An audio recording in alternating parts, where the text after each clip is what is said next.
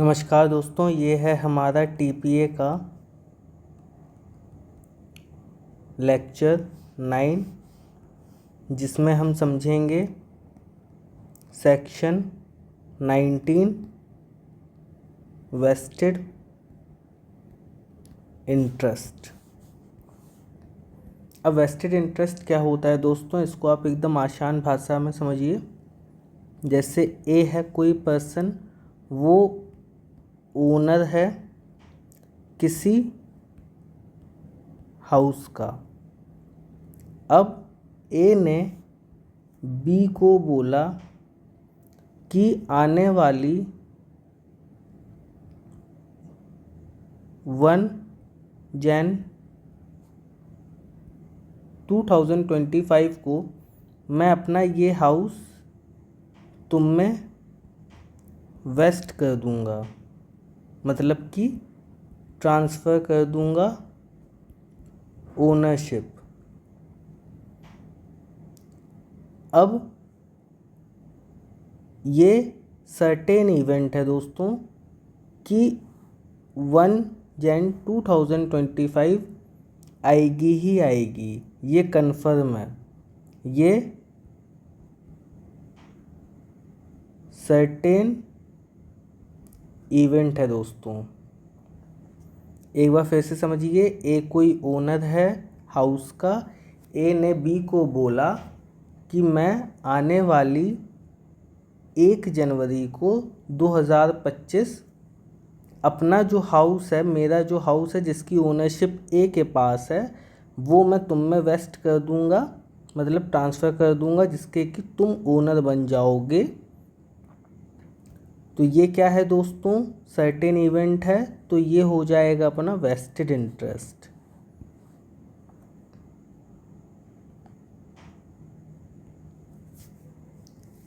अब vested interest में क्या होता है दोस्तों,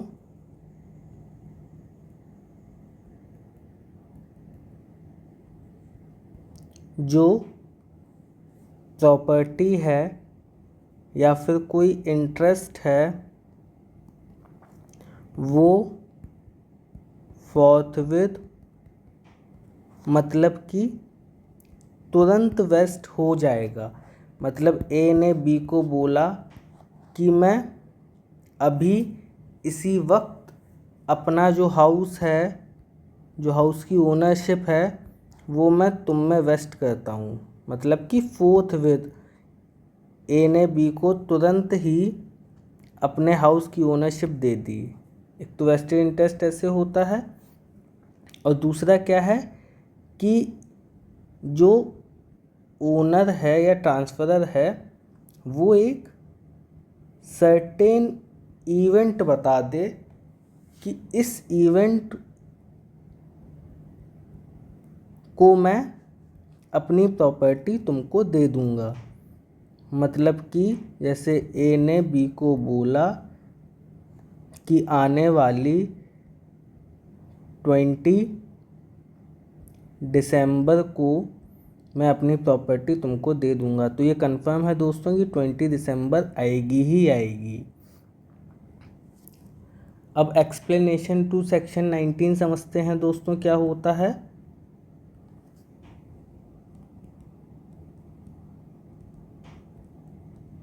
एक्सप्लेनेशन टू सेक्शन 19 ये बोलता है दोस्तों, vested interest is not defeated under the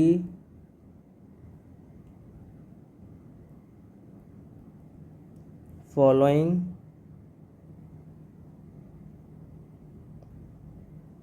circumstances। मतलब कि कुछ सर्कमस्टांसेस हैं दोस्तों, अगर वो होंगे भी तो भी वेस्टेड इंटरेस्ट डिफीट नहीं होगा। पहला क्या है दोस्तों, पोस्टपोनमेंट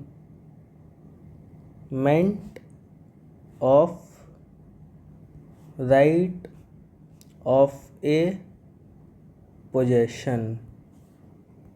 अब इसका क्या मतलब है दोस्तों कि ए ने बोला बी को कि मैं अभी मतलब फोर्थ विद जो हाउस की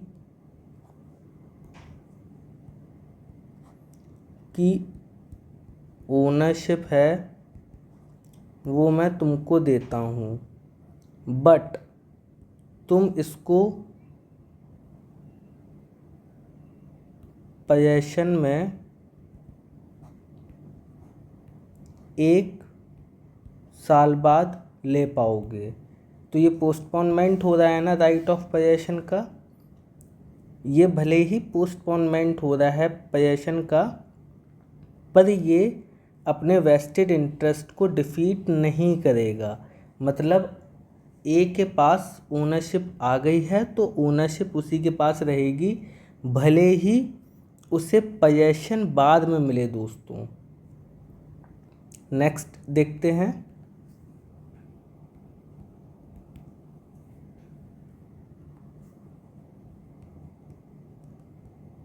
प्रायर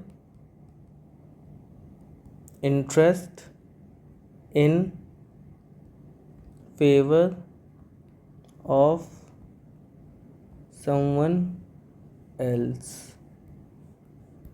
अब ये क्या है दोस्तों, जैसे कोई ए पर्सन है, कोई बी है, कोई सी है। अब ए ने बी को बोला, मतलब बी को प्रायर इंटरेस्ट दिया एज अ लिमिटेड इंटरेस्ट। मतलब बी के पास क्या है, right to enjoy the possession, but A ने ओनरशिप सी को दी है। मतलब पहले प्रॉपर्टी ए से बी के पास जाएगी सिर्फ लिमिटेड इंटरेस्ट में, पर जो वेस्टेड इंटरेस्ट होगा वो सी के पास ही रहेगा। बस ए ने एक डॉक्यूमेंट में लिख दिया कि ये प्रॉपर्टी अभी फोर्थ विद सी को जाती है, बट सी इसको एंजॉय कर पाएगा 1 साल बाद। तब तक उस प्रॉपर्टी को एंजॉय कौन करेगा, बी करेगा 1 साल तक। तो ये होता है दोस्तों prior interest in favour of someone else. Next देखते हैं दोस्तों।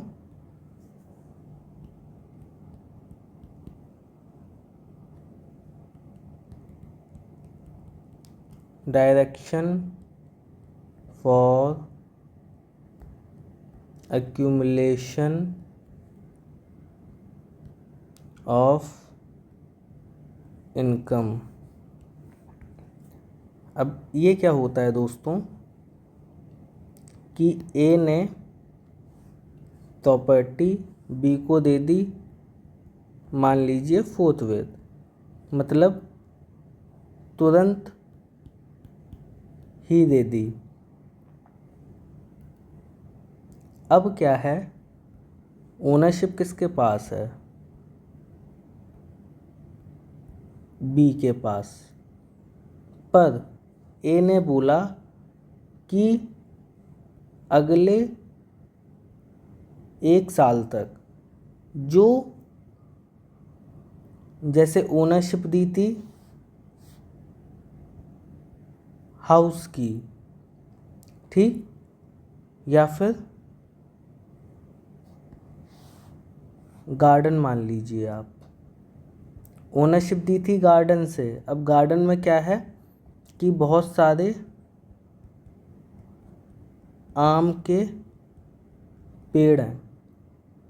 तो अब ए ये बोलेगा बी से कि ओनरशिप तो मैंने तुमको दे दी, पर जो ये गार्डन से आम के पेड़ हैं, जो भी इनसे इनकम जनरेट होगी वो जाएगी सी के पास अगले 1 साल तक। जो इनकम जनरेट होगी वो किसके पास जाएगी? सी के पास अगले 1 साल तक।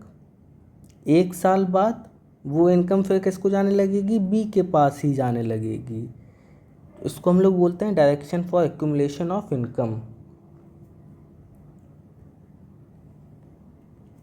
नेक्स्ट देखते हैं दोस्तों,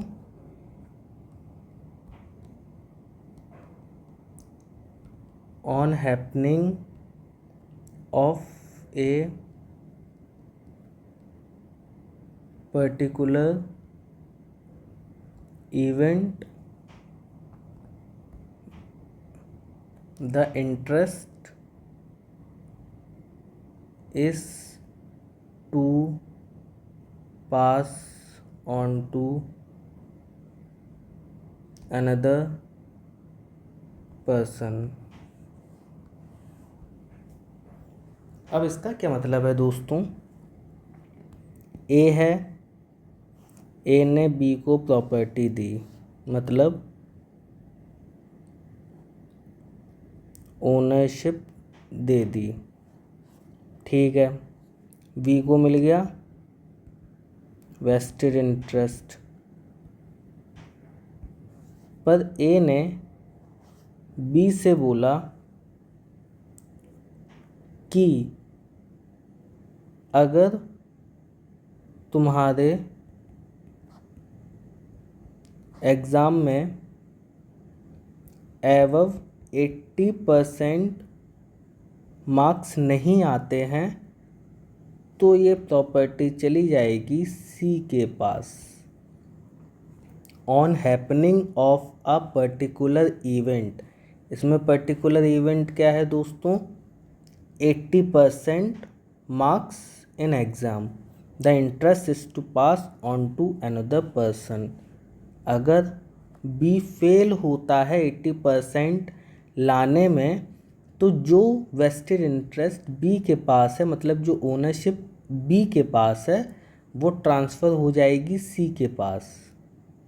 मतलब फिर सी के पास वेस्टेड इंटरेस्ट आ जाएगा अगर बी फेल होता है 80% लाने के लिए।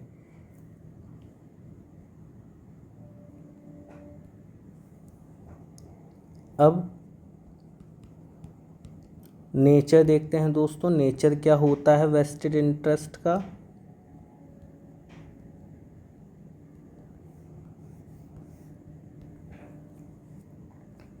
वेस्टेड इंटरेस्ट दोस्तों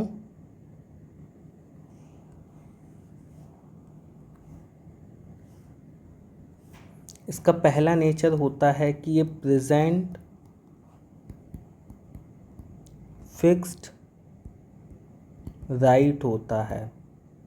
दूसरा, ये ट्रांसफरेबल होता है। तीसरा, ये हेरिटेबल होता है।